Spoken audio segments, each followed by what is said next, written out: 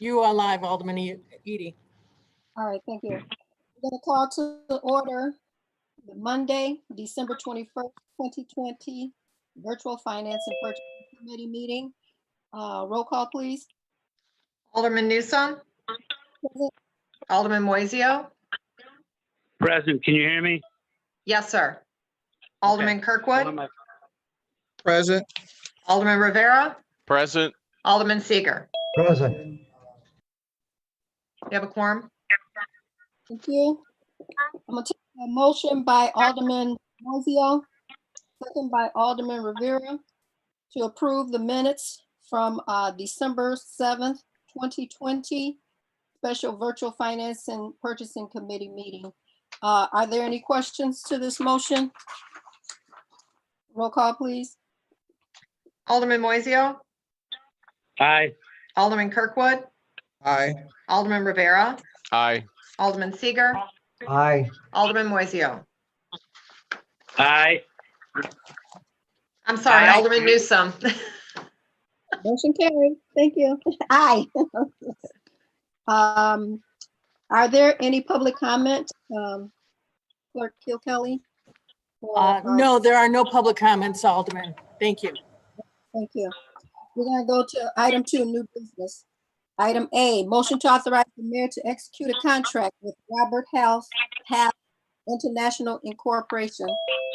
Purpose of temporary staffing, direct hire, and other employer services pursuant to section 42-458, subsection I3, joint purchasing program, reference 8-GAC, contract number TS 06-17, for an amount not to exceed $350,000 and not to exceed April 30th, 2022. Contract purchasing and risk management professional, subject for the rest of the current fiscal year and for next fiscal year, done through a cooperative procurement agency. I'm going to take a motion by Alderman Seager, second by Alderman Moiseo. Are there any questions to this motion? Would you like to speak to this, Ms. Tina? I know it's going to be through HR, for HR and the finance department. Sure. I had spoken to all of the aldermen about this. I believe that Ms. Jones also may have spoke to a few of you.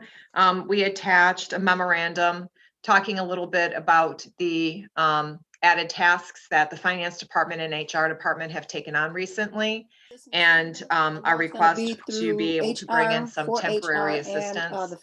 We did write this up to last through April 30th, 2022. And you know, we also did the not to exceed amount at the maximum dollar amount per hour that could possibly be required, but we don't anticipate having to spend all of those dollars, especially during COVID, when there will be reduced work schedules. But we do appreciate your consideration for this request. Are there any questions to this motion? Alderman Rivera. Thank you, Madam Chair. As far as bringing people in right now under the COVID conditions, I mean, how much training and how quickly can we get them to be effective pertaining to the particular skills that are required? I can speak to the finance department. I'd ask that Ms. Jones speak to the HR portion of that.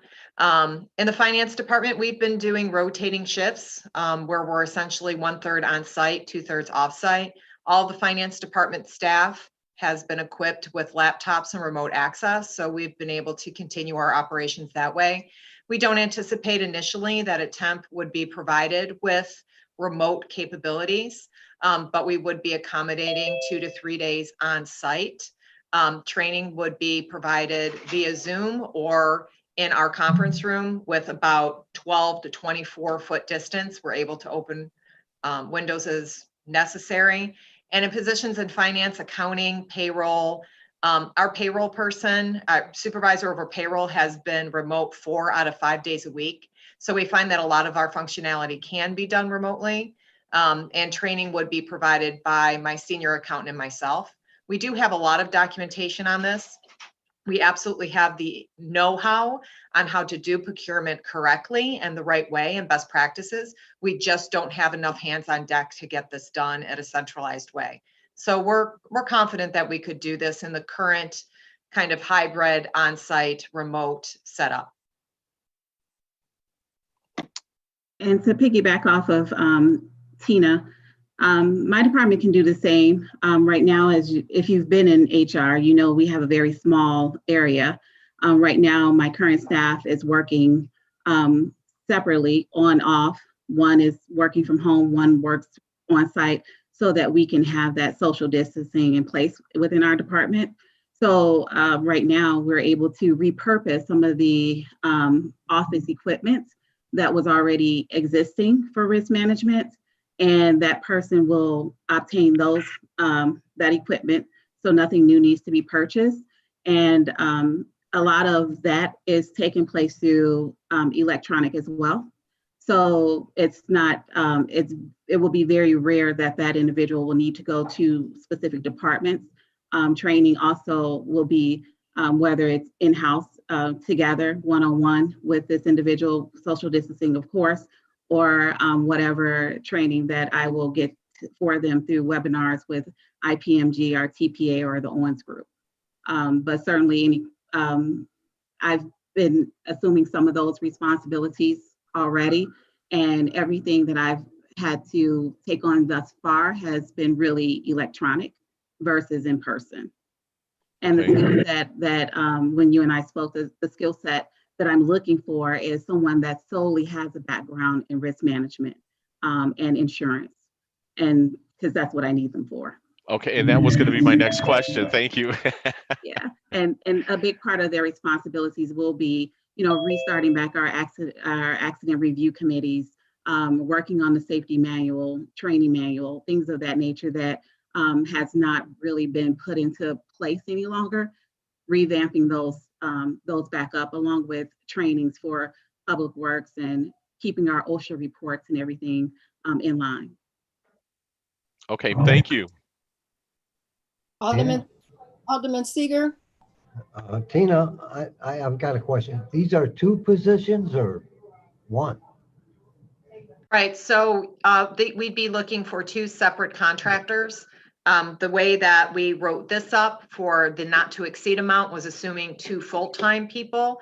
I don't really anticipate for the finance department, until we're past COVID, doing more than 25 to 30 hours per week. But we did write it up that way, but it would be two separate people, not at a department head level. I'll be looking for more like a staff accountant type level, college degreed, but maybe 1 to 5 years experience. So, and Ms. Jones had mentioned that she's looking for someone with risk management experience, but I don't believe she'll be looking for someone at a department head level either. Correct. But maybe two separate individuals. Okay, thank you very much. Alderman Taylor. So we're basically increasing one position and replacing another, because I know when we're adding a new position from payroll, it's going to be a temporary position, but it is another permanent position, where the one, I guess the generalist is a permanent position as well, but it's replacing our risk manager, correct? So in terms of headcount, what I'm saying is we would be increasing by one. No, this is strictly contractual. We cannot increase headcount without altering what the appropriation adopted is. So if we hired one of these individuals, that could be a one-to-one swap, because we currently have a vacancy in the risk manager position. We could hire, for example, the person that Ms. Jones would be bringing on, and that would not be a headcount increase. But in order for the finance department to be able to add a permanent position, we would need to either identify a full-time equivalent opening in another department that would be eliminated, or include this as part of the next appropriation that's adopted by City Council. We monitor the FTEs, both HR and finance. So this is contractual. There's no guarantee that these positions would become permanent. These are temporary contractual positions that are not payrolled positions at this point. Okay, and my next question is, so generally, an HR generalist doesn't necessarily do risk management stuff. So how are we going to, I mean, that's not usually part of their background. So how are we going to look for that person? I mean, is it going to end up being an HR manager then, or somebody a little higher up? Because I just am not sure a generalist is someone who does the jobs of a risk manager usually. Well, initially, the salary range in which I'm seeking for this individual would fall under the HR generalist salary range. However, what I'm looking for is strictly like a risk coordinator. So that's what that person's position title would ultimately be. We don't have that position title currently on the salary ordinance. So that's why it's being presented as an HR generalist, but that person will not take over the day-to-day tasks of what we normally process. I have two very competent employees that has that handled, but I just need someone that serves as a risk coordinator. So while it's being presented as an HR generalist, it's like hyphen risk coordinator for the time right now. If council at some point allows the employee, the temporary individual to come on permanently, then of course I would be looking at changing that position title to a risk manager, which we had it as risk manager before, and then it moved to director of risk management. So I would be looking essentially at some point in the future, should council allow for an additional body to be permanent, to have a risk manager versus another director of risk management. Okay. Now for a risk manager coordinator, which ultimately we're going to end up with, how does that compare? Wouldn't a generalist salary be lower than a risk manager coordinator, or are they equal? Well, if you look at what I'm looking at is the salary range that's currently in place for tier 6. And I think I don't have the salary ordinance in front of me, but it goes from, I think, 59,000 to maybe 70 or 72, somewhere along that range. So that's the range that I'm looking at when I am getting this information to Robert Half and being very specific as to the job description that I'm for the job duties that I'm looking for. And then letting them know that this is where we are financially, that we could bring someone in to assume those duties.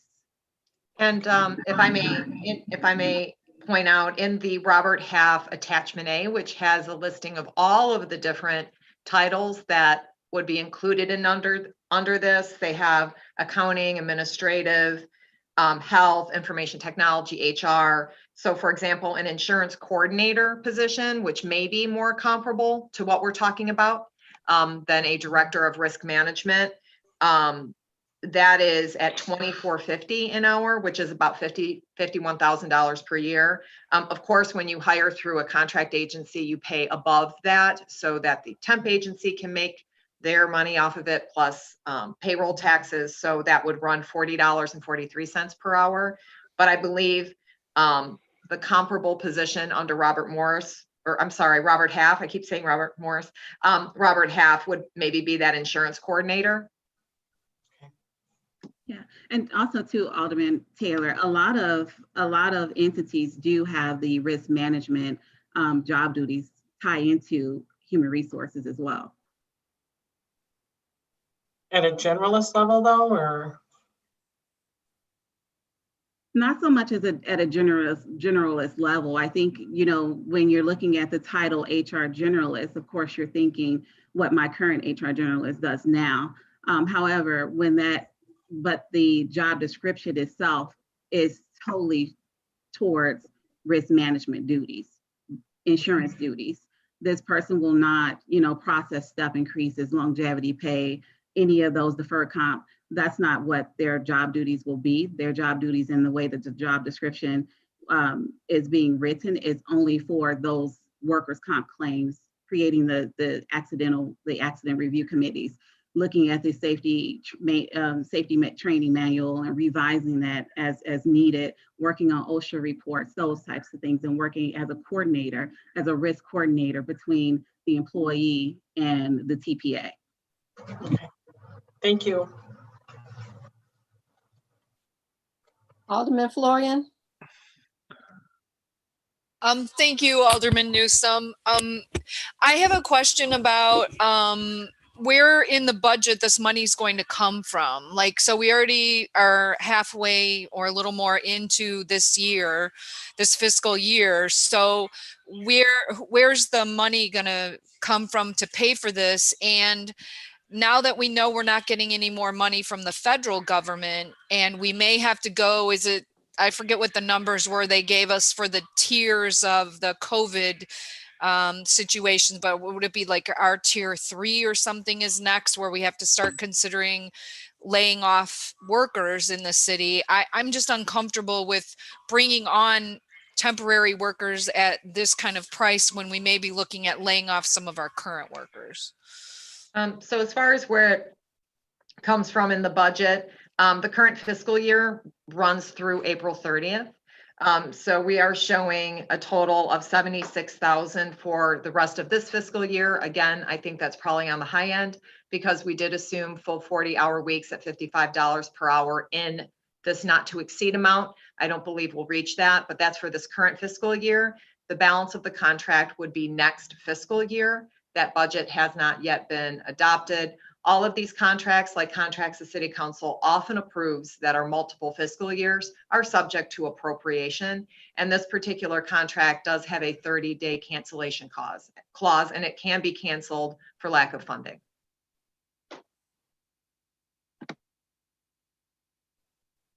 Alderman Rivera. Oh, no. That's what I was kind of leading to as far as the financial status with us being in the current COVID condition and the lack of receipts that we have coming in. Are we in a position, to take on these 2 temporary employees, or can we continue to absorb it for, another 3, maybe 4 months, and then see where we're at? Well, for my department, I can say that we are at critical mass right now. We aren't doing overtime because it's not permitted. So I have to continue reminding, especially my exempt employees, to please log off because, they've been working 60, 70-hour weeks, especially at the beginning of COVID-19. I'm not complaining. We're all glad to have a job. We're dedicated to what we do. But we've taken on the additional responsibilities of centralized purchasing as part of COVID-19 phase 2, and it's starting to impact the ability for us to provide a quality service back to the city in our other functionality. So we are reaching critical mass. Will we continue doing the best we can? Absolutely. I think the finance department takes a lot of pride in that. Will we put in the hours we need to? Of course we will. But we are getting to be a little concerned about being able to maintain quality and a healthy workload. And we do have audit findings from having decentralized purchasing. We believe that there is probably waste just from lack of coordination due to decentralized purchasing. So can I tell you today that this will save us money? I can't give you a dollar amount. I can't quantify that presently, but I do believe over time, centralized purchasing will save the city money. It's just something that would be hard to quantify right now. Madam Chairman, when I speak, please. yes, Mayor.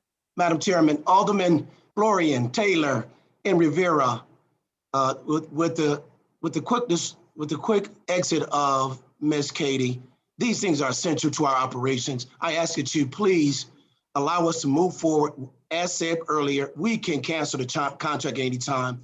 What you don't know, we are processing, too many of these claims that are coming in, and it's time consuming. We need this to be done right away, folks.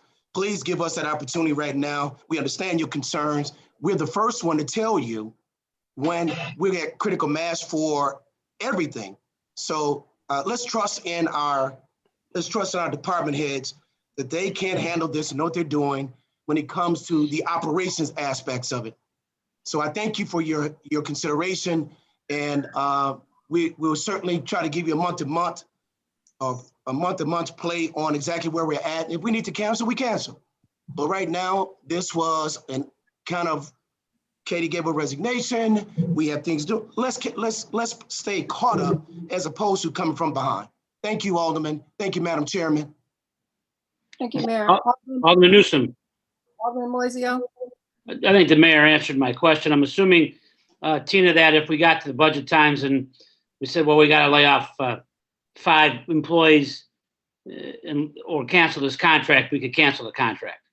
Absolutely. I would not want to see any of my finance team lose their jobs, lose any income. Absolutely. You know, it's our people first. Okay. But we really are to the point where, you know, I have one particular employee that is probably processed 60 procurement forms in one day and then had to stop what they were doing to process timesheets for payroll. So Right. we are trying to do the best we can. I get But it. absolutely, in fact, probably the union contracts probably call for contract labor to be terminated first, but. I was assuming that, but I just wanted to make sure. Thank you. Thank you. All right, are there any more questions? Can we have a roll call, please? Alderman Moiseo, Aye. Alderman Kirkwood, Aye. Alderman Rivera, You know, at this point, I'm going to say no, only because, you know, with the current situation, I know we are a little bit behind and a little bit stretched, but, you know, just like it was discussed earlier, if we get really, really tight, it's going to be hard to back out of that. So, at this point, I'll say no. Thank you. Alderman Seager, Aye. Alderman Newsom. Aye, motion carried. Was that everyone? Did we get Alderman Kirkwood? Okay. Item B, motion to authorize the mayor to execute a contract with Studio GWA as resulting from a request for proposal process for the purpose of professional service to administer the Cdbg funded facade improvement program for an amount not to exceed $30,355. Administration of the Washington Street, Maple Street to Butchert Street Commercial Building Exterior Facade Improvement Program funded using Cdbg funds. I'm going to take a motion by Alderman Kirkwood. Second by Alderman Rivera. And we do have someone on, this is coming to the council because it's more than the 25,000. It is coming out of the Cdbg funds. Ms. Larissa Garland, would you like to speak to this? Yes, we're just requesting the approval of professional services in order to administer our facade program. It is going to pay for the architectural programming and design, construction administration, the development of the area located on the 1400 block of Washington Street on both sides. And we're wanting to do that to give a cohesive and nice appearance on that block. And so we're, and being able to do that, we went out, did an RFP in order to get a company to work with us to be able to administer some portions of that program because we can't do everything in-house and what we need to do. Thank you. We have Ms. Ashley on. If there's any questions regarding this program. Alderman Rivera. Yeah, Larissa, can you go back? And I know that you mentioned it. What exactly is it that we're expecting of this company? So we put the RFP out, and then RFP said we wanted them to do the architectural programming for what we're going to do, what it's going to look like, the design and construction administration from the beginning and end of the facade program, or for the facade that we're doing it for the businesses that participate in the program. Okay, thank you. Mm-hmm. And those fees are broken down in your in your paperwork, what the 30,000 is going to cover. Mhm. It's programming, design, development, construction, all of that. Can we have a roll call if there's no more? Alderman Florian? So just to clarify, this includes the construction? I thought it just included the construction management, not the actual construction. The construction, yeah, they're managing the construction. So they'll actually do the work.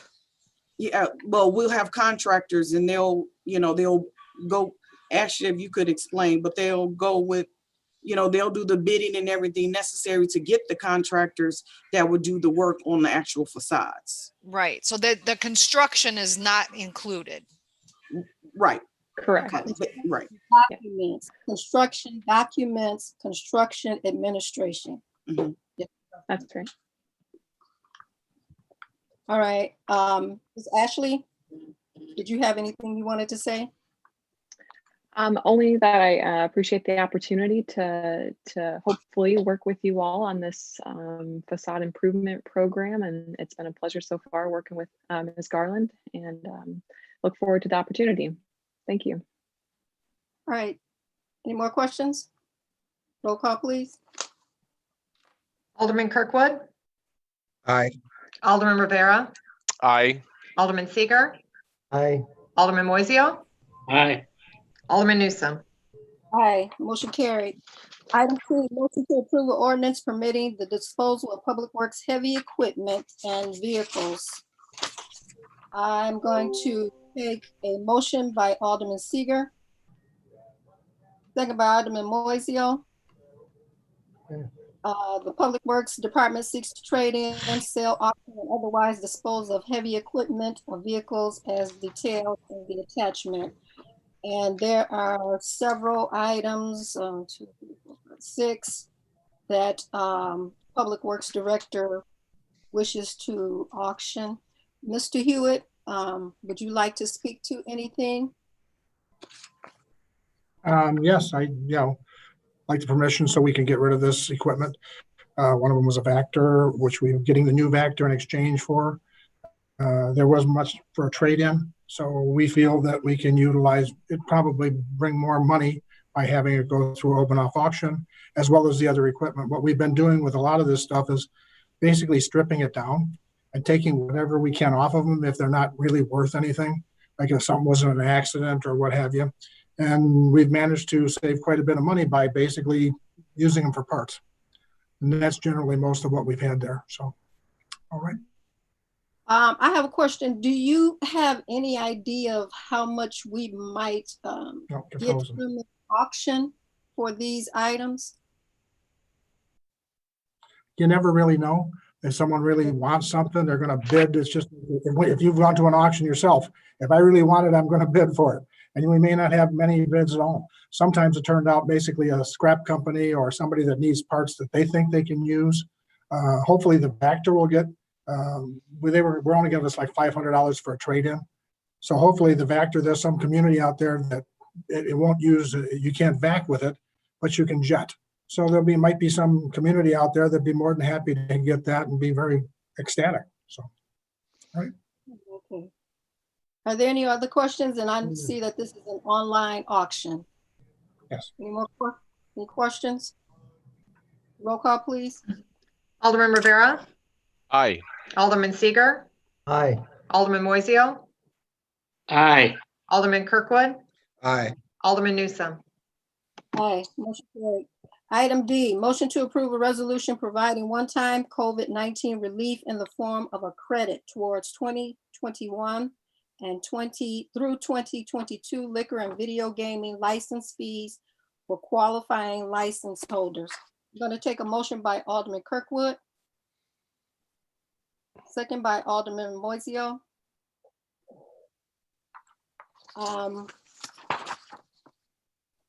The impact of the COVID-19 pandemic on Waukegan small business community is profound. The owners and employees of our restaurants, many of whom are Waukegan residents, are particularly hard hit. In an effort to compliant state and federal assistance program. Mayor Cunningham and I recommend the city council consider the attached resolution to offer some relief to liquor and gaming license holders. The attached resolution will enable my office, which is the clerk's office, to provide a 25% credit toward the fiscal year 2022 liquor and gaming license fees to those businesses in good standing on May 1st. For an example, the establishment's 5,500 gaming and liquor license fees due to the city of Waukegan for their 2020 and 2021 license will receive a credit for $1,375 toward their renewal. This initiative will benefit all qualifying Waukegan liquor businesses regardless of industry. Are there any questions to this motion? Alderman Rivera. Do we know what the and first of all, it's great that we're giving our businesses relief. I support that 100%. What I just want to clarify it, do we know more or less what the dollar amount impact is? The credit. No, well, I know what the credit is, 25%, but the dollar amount impact. Totality with all the businesses, is that what you're talking about? Yes. Okay. Do you have that, Mr. Gales? I think I can tell you that our budget for total liquor licenses is 388,000, and for the gaming machines is 1.3 million. That was budgeted pre-COVID. So I really would hesitate giving you a number for that. Bear in mind that these rates go up May 1st. I think it's 3% for one of them and 5% for the other. I forget which is which. But we're not sure how many of these establishments will still be around to renew these licenses May 1st. So I think we'll have that impact as much as the credit. But just to kind of give you an idea, it's 388,000 total for liquor, 1.3 million for the gaming machines. That's the total amount budgeted for those revenues for the current fiscal year. Now, and the revenues for the gaming machines, was that including, that wasn't including the push tax, was it? No, the push tax is a separate line item. Okay. Okay, thank you. Any more questions? Alderman Taylor? Would that then include any machines that went into the casino? Because we could be building a casino during that time then, right? The way that this ordinance or resolution was written, that you had to have held a license currently in the current fiscal year and been in good standing at the point of renewal, which is May 1st, 2021.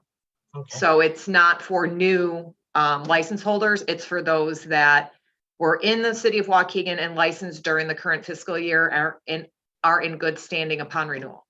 So that would not be, if a casino were to happen by May 1st, they would not qualify. Okay. And then I also should probably point out that they're not paying for, the gaming industry is not paying for some of these licenses like we've heard about in the past. So it's the businesses that are paying for them now. That is correct, Alderman.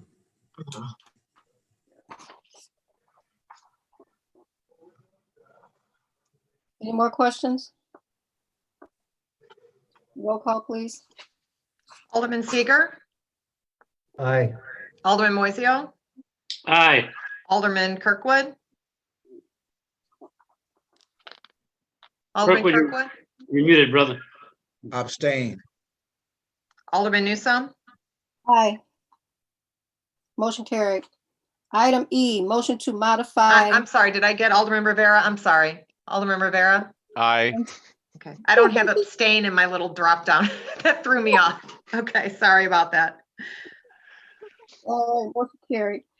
Item E, motion to modify the authorization previously granted to the mayor to enter into a municipal lease purchase agreement to finance parking technology equipment over a 5-year term to a different financial institution, Wintrust Financial Corporation. I'm going to take a motion by Alderman Rivera. second by Alderman Moiseo.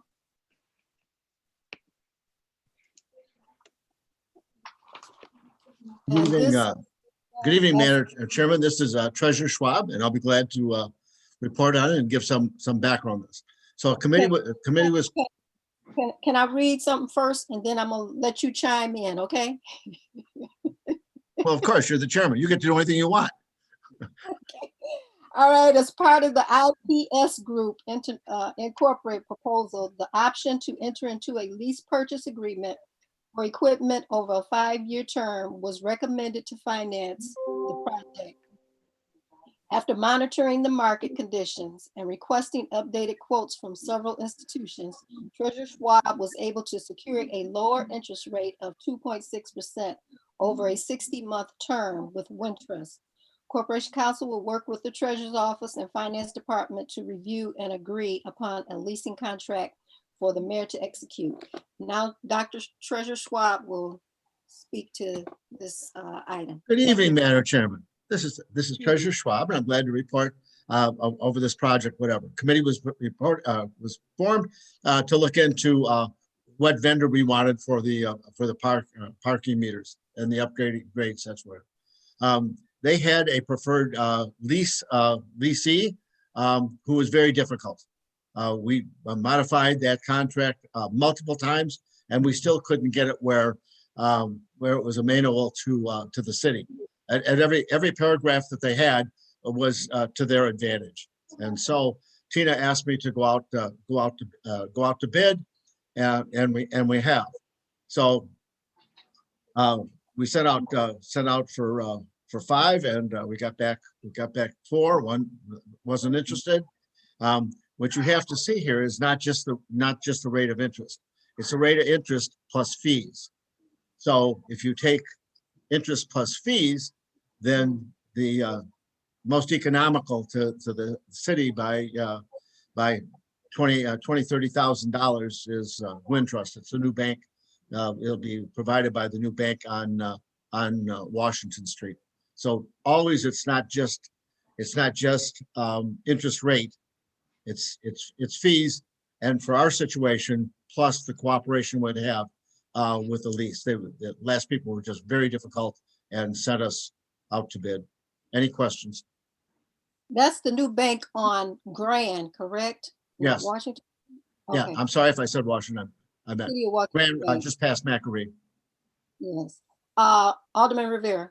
Thank you, Madam Chair. Dr. Schwab, the other people that you mentioned and that they were hard to do business with, basically. Oh, that was like the preferred provider by the parking meter company. Okay, they were the ones that were provided by the meter company, you indicated? Yes, they're recommended by the meter company. Gotcha. They are not on this list in front of you, sir. But we were never obligated to do anything with them, correct?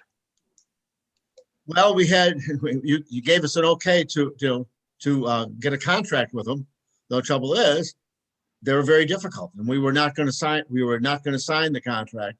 I wouldn't recommend it. Our attorney wouldn't recommend signing the contract that they provided, even with modifications. Okay, so again, we're not under any obligation. I'm just looking at, we're not going to get sued on the back end. No, we never executed any lease agreement with them. Okay, all right, great. Thank you. And in fact, we haven't turned the purchasing agreement back to IPS, which is the one providing all the equipment for the meters and the parking garage. We haven't returned that agreement yet either until we had this financing secured and approved by council. Gotcha. Any other questions? Thank you. Being no more questions, roll call, please. Alderman Moiseo? Aye. Alderman Kirkwood? Aye. Alderman Rivera? Aye. Alderman Seager? Aye. Alderman Newsome? Aye, motion carried. Item F, motion to authorize the mayor to execute a contract for the purposes of demolishing, abandoned nuisance properties funded via a state of Illinois grant. The winning bidder and the amount of the award will be determined after a public bid opening schedule today. And I'm sure, hopefully, you all got your emails with the two bidders that came in from the building department, Mr. Patel. Going to take a motion by Alderman Moiseo, second by Alderman Kirkwood.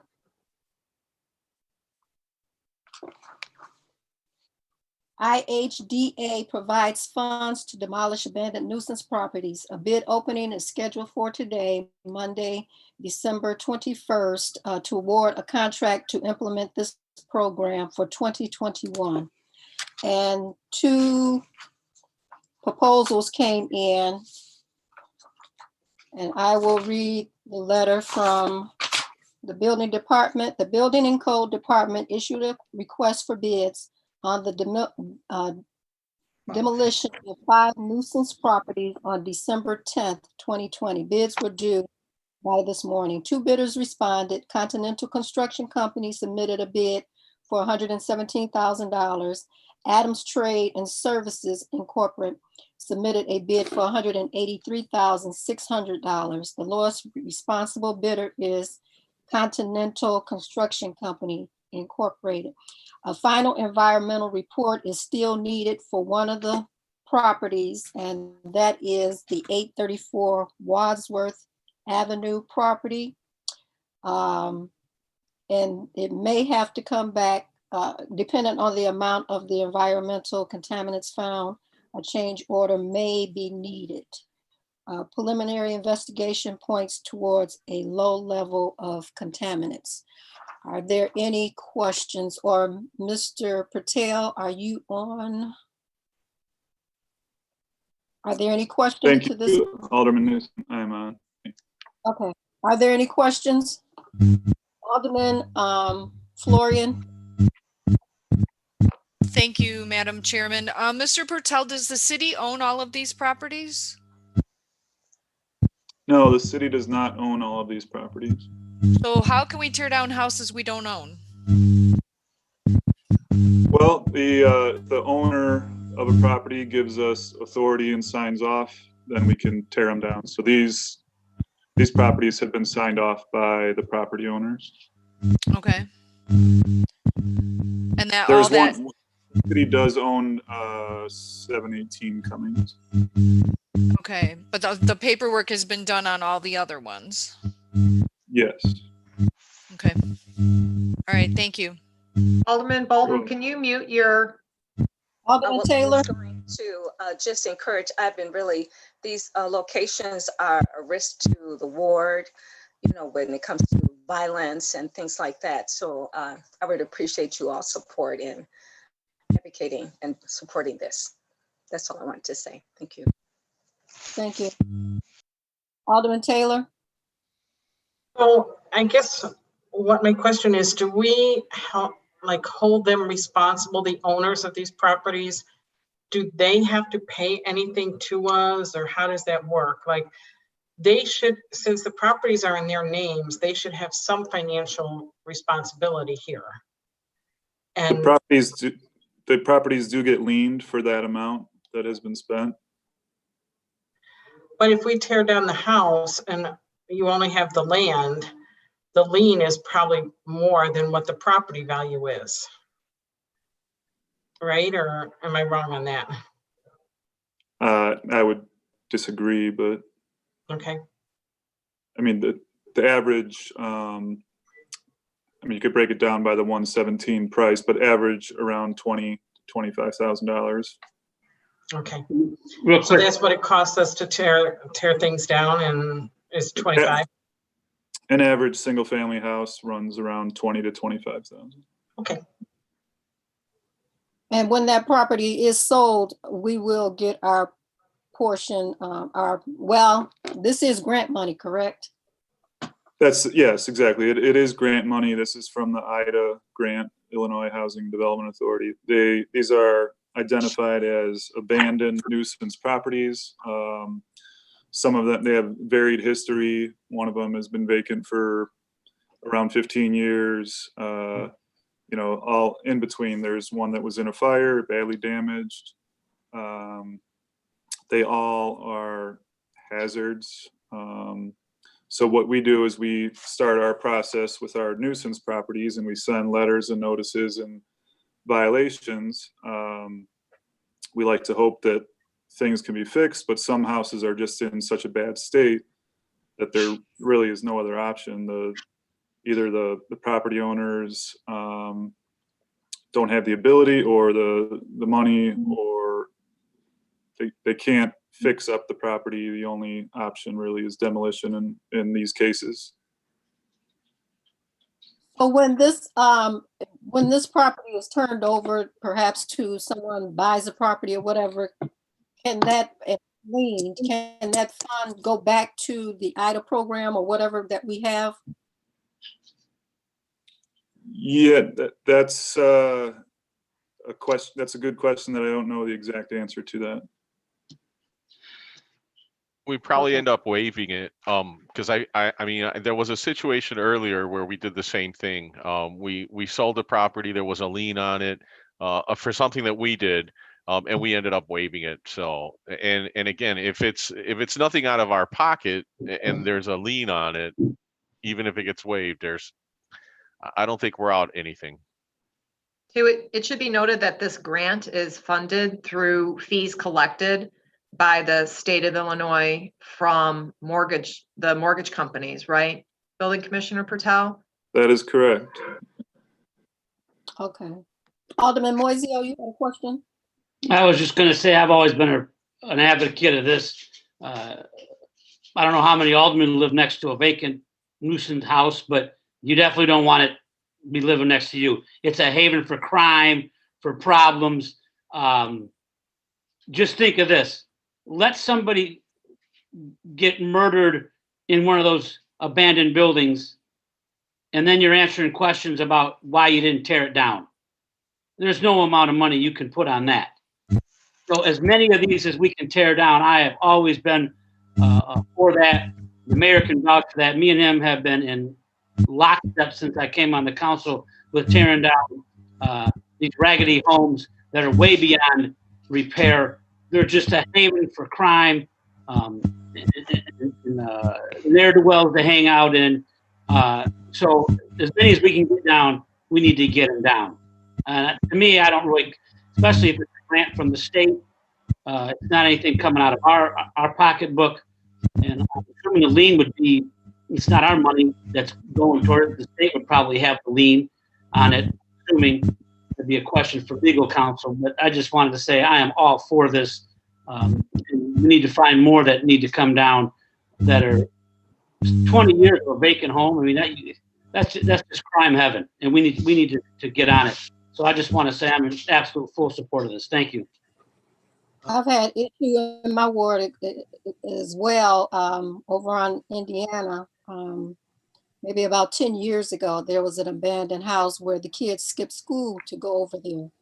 And they had makeshift curtains and everything up there where they would hang out and skip school. So I'm for taking them down, especially when they've been sitting there for 10, 15 years. I have one currently on Buttrick that I spoke with Mr. Patel about, and it's been vacant for at least 10 years. But the push that he made on the owners now looks like they're trying to do something with it. But I think those that we can have the owners do something with, and have them do something with them. And for those that we can't, they need to come down. Alderman Kirkwood? Well, I agree with the other aldermen. I have several properties in my particular ward that Commissioner Patel and I have talked about that have been up for 10 years or more. Certainly, they're right around the corner from me and down the street that are in disrepair. And Commissioner Patel is in the process of having those properties demolished. Certainly, I had one right across the street as Alderman Moiseo that for about 7 years, young people were going in there doing all kinds of things. And it's right across the street from me. So I understand the need that we need to tear down, buildings that have been up for 10 years and no one's doing anything about it. Now, if you don't live in the area where you see that, you may not be aware of it.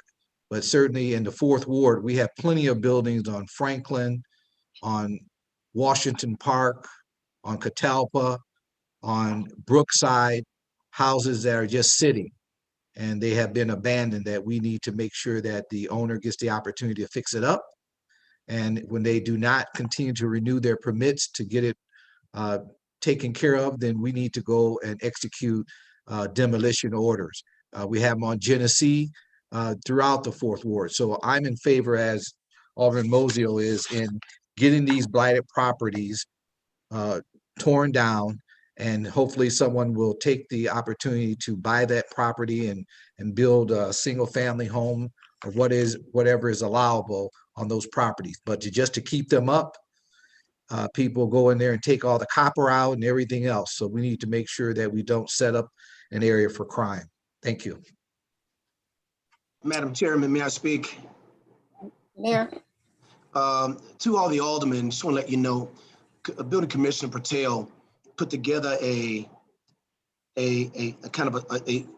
SWAT team that consisted of the building department, certainly code enforcement and zoning, Waukegan Police Department, Waukegan Fire Department, and Public Works for those very reasons. And if I may add, our Douglas Durando from Corporate Counsel, they have been meeting over the last 6 months to address these on a broader scale. And that's what it came about with residential and commercial properties as a whole. To Alderman Rivera's point, while there may seem to be an investment initially from us as it pertains to these blighted properties, I must listen to Alderman Mosio and certainly Alderman Kirkwood, who says, if you live next door to a vacant house. Well, here is not the alderman, but now the mayor lived next door to a vacant house where someone was murdered. I want to take you back in history. The old Aircon location, which is the Aircon building, back in the late 70s, early 80s, Alderman Kirkwood, I'm pretty sure you know this one, there was a building that former Alderman Evans, I know sometimes he's been criticized by some of us, but yet he brought out that if we don't tear down vacant homes, our children or someone is going to get hurt. Alton Coleman, we all famously know, his first murder came in a building that Alderman Evans spent 5 years trying to demolish. To Alderman Mosio and to the rest of the aldermen, ridding our community of abandoned homes should be number one on everybody's list who's an alderman and is currently an alderman right now, because they do nothing but bring destruction. I know in Alderman Florian's ward, there's a house that's been there whether for 10 years or so, and the neighbors has come to her repeatedly. And before her, it was Alderman Valco. Before Alderman Valco, it was Alderman Larson. Come to find out, Alderman, just so you understand, that the family is no longer in the area. The last living family member is in a situation. Now we have to go through hoops to try to get this house turned over so we can then demolish it. I just found out today, Mayor, that the woman that owns the house died in February, and I should have a copy of her death certificate in a couple of days. That further complicates the matter. However, just to let you know how long these things happen, and I know Mike Patel was supposed to say this to you, but the passion not only that I have for this as a mayor, but I did as an alderman. I kicked this off back on Jensen Court, next door to the Beacon Place. All of you see an extended portion of the King Park, but there used to be 5 to 6 houses that sat there that caused almost 40% of police calls. When the Park District bought those homes, demolished them down, and reduced our police call, reduced the crime in the first ward. And back then it was a little bit more different than it is today. We all got to get on board with one thing and one thing only, and that is getting rid of all of these residential and commercial properties that could be somewhat critical in our city, more particularly in your ward. I'm pretty sure you can hear the passion in my voice, but the main thing is we can no longer accept nor tolerate these type of deals going on in our city. Thank you, Madam Chairman. And I see you got a hand up by Alderman Taylor.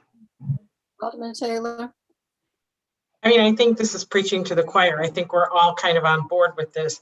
But what my question is, like, I know we hired a company to pursue vacant properties and give us ownership, you know, like, look who the owners are. Where are we on that list? And with this grant, does it only allow us about 5 houses a year to do this? Or can we get more done? Yeah, thank you, Alderman. So kind of 2 questions there. I think you were referring to ProChamps was Yes. the first part of your question.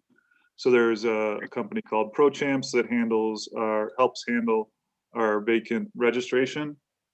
And the funds from that go towards the commercial demos, because the IDA grant, we cannot do commercial demos for. So the IDA grant is strictly residential, and then the ProChamps, we focus towards commercial. So that's the difference there.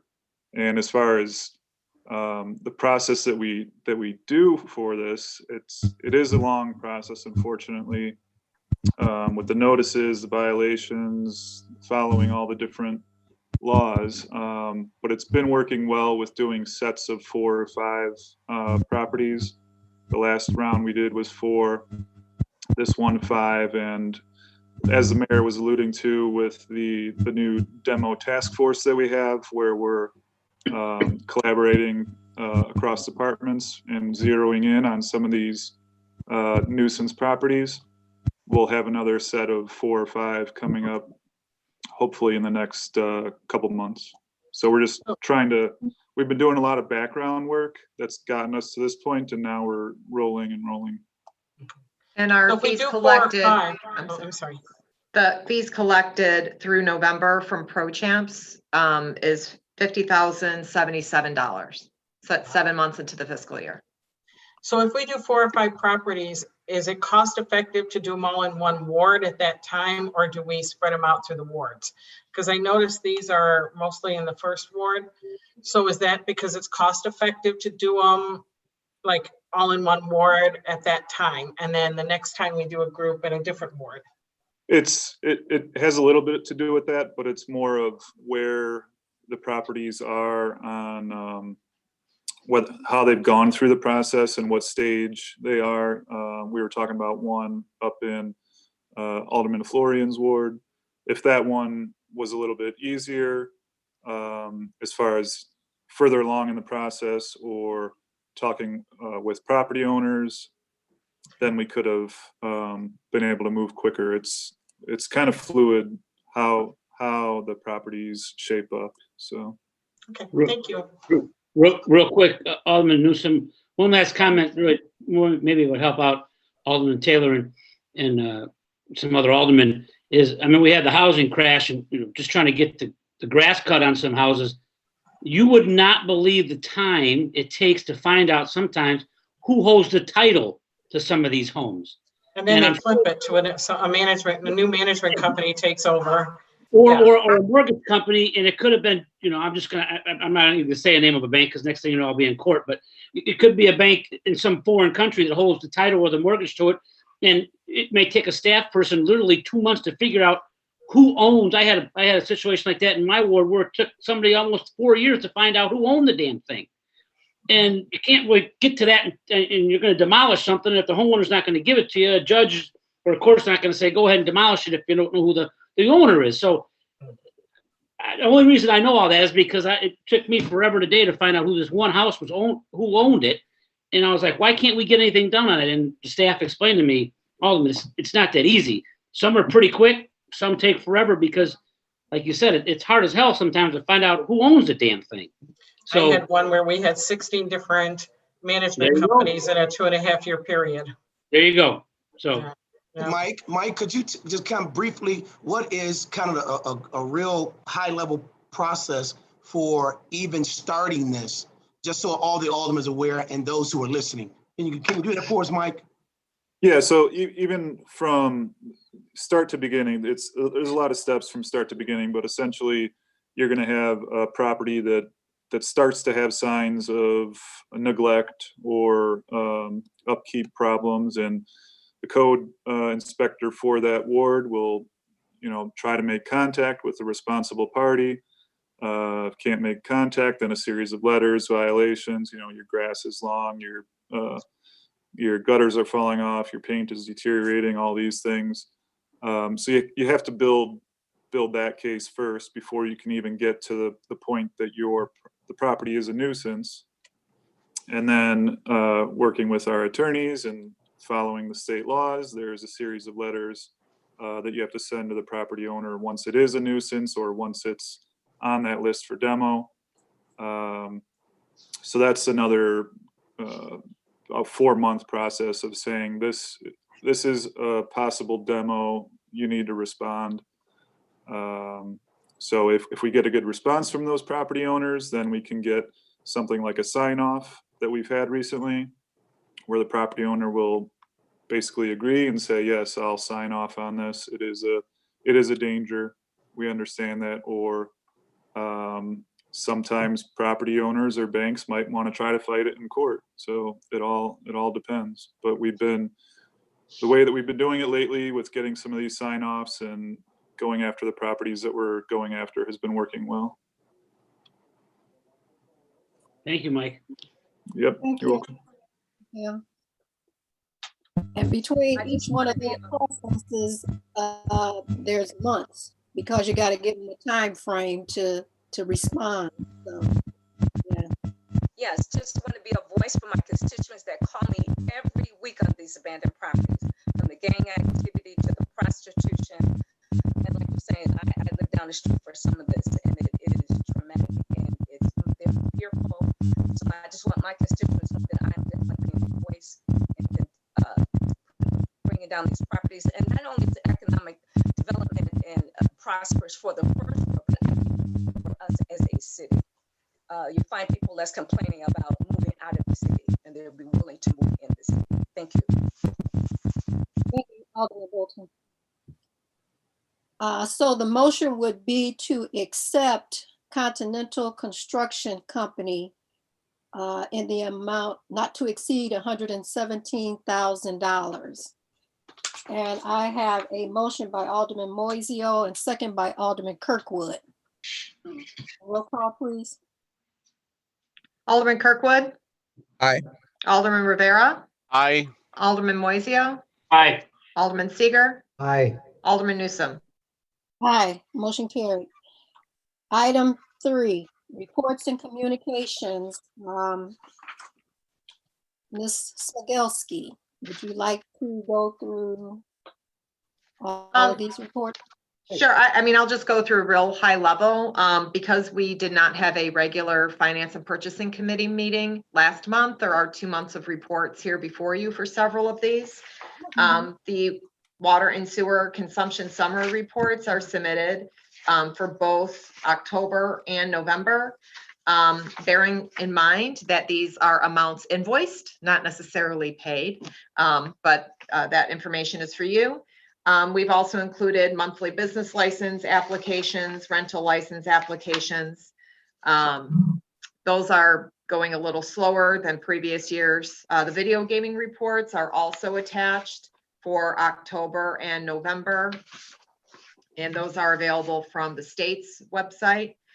We've continued to provide you with the push tax that is currently not yielding any payments at this point, but we are seeing the operators continue to submit the returns. So we're reporting that to you as well.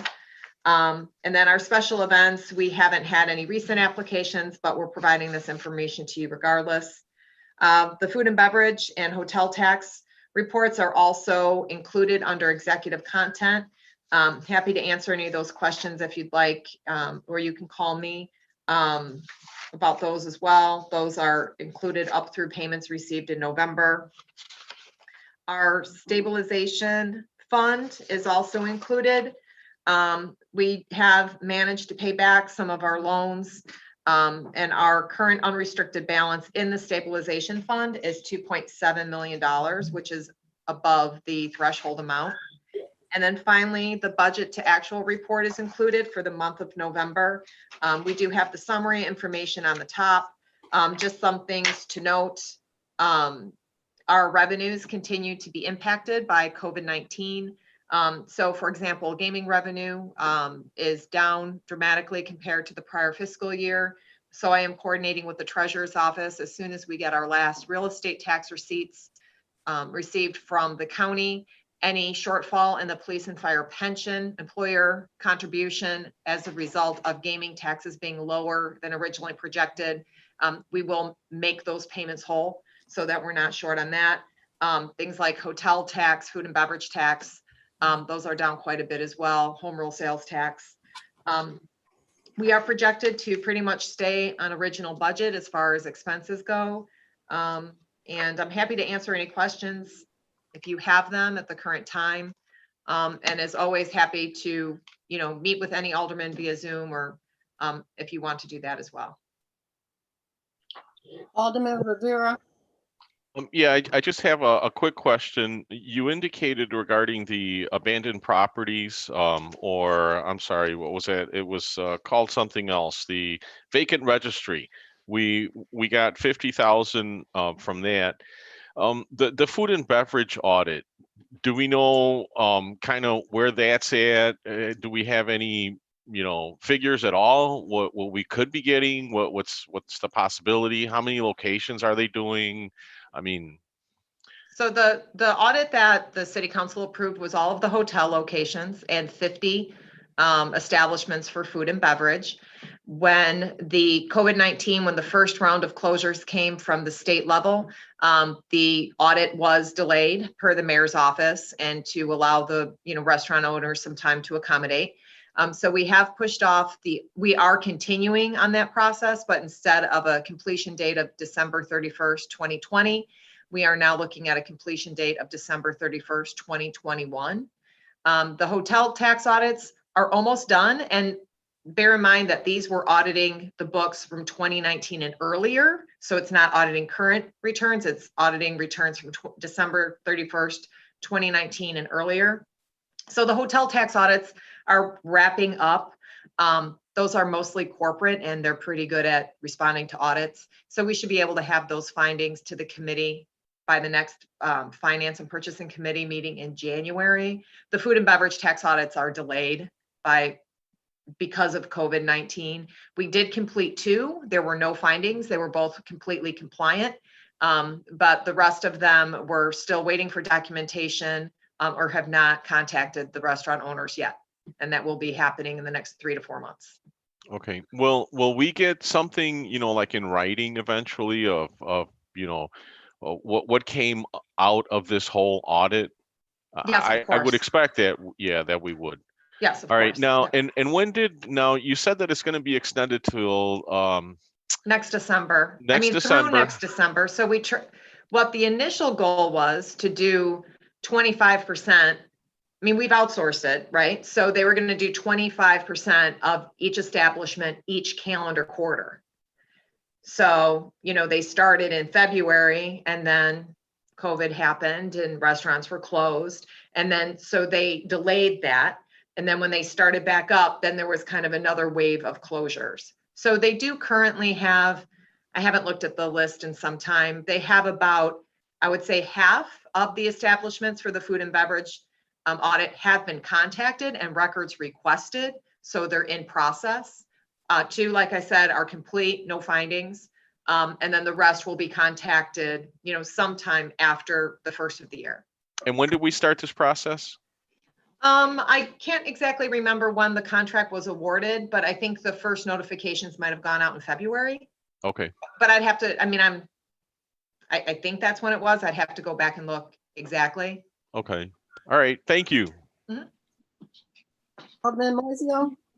Along those lines, I just want to say that I think we need to be a little bit compassionate for some of our business owners. We'll have to complete this, and by extending it, we're at least maybe taking some stress off of these people. I mean, they haven't been open for some of them for 6 months. And then you hit them with an audit, and then you hit them with a gaming and a liquor license bill. I mean, you know, it makes you look like you're being a little bit uncompassionate when you haven't been open for 6 months. So I think us doing the 25% credit is a good thing. And also by extending the audit, saying, hey, you know, we understand your stress level. You know, we understand your stress level on this. So we'll give you some more time. I mean, there is a little bit of an expense to a business owner. Some of them had to get accountants. That's, you know, nobody works for free, especially accountants and lawyers. We all know that. So, you know, I think we need to be compassionate with them and give them some time to get things in order. And we don't know I think you said there was 50 of them, Tina. We went out for, some of them may never reopen again. So I just think we need to be a little bit compassionate and not make it look like we're greedy for every last nickel, you know, that we're trying to get out of people. I mean, you got to pay what you're supposed to pay and do things like that. But, you know, in politics, sometimes timing is everything. And in government, timing is everything. And I've talked to a few aldermen about this. When you're in government and when you're an elected official, just remember, you get blamed for everything, right, wrong, or indifferent. So if one of these places doesn't reopen, they're just going to add the fact that the city audited me and I had to make an expense. And whether it's true or not, it doesn't matter.